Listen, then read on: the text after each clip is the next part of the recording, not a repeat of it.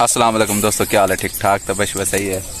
आप से तो कबूतर का शो लिखे ने पैसे ये अपने नाल पीर बादशाह बैठे पिछू चिलर पार्टी बैठी है सही।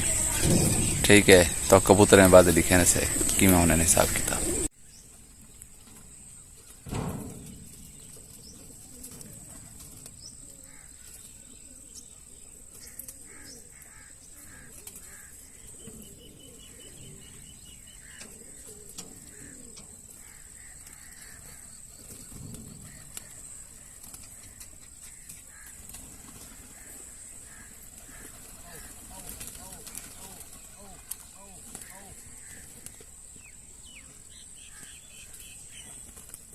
अन्ना मम्मा को पट्ठे को पतरी कतरी डाली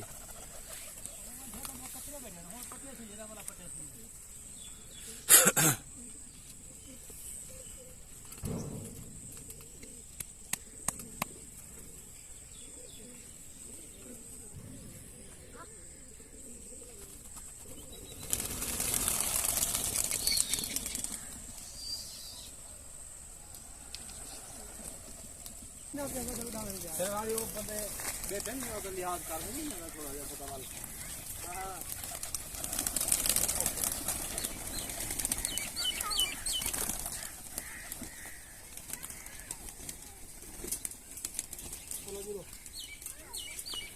चलो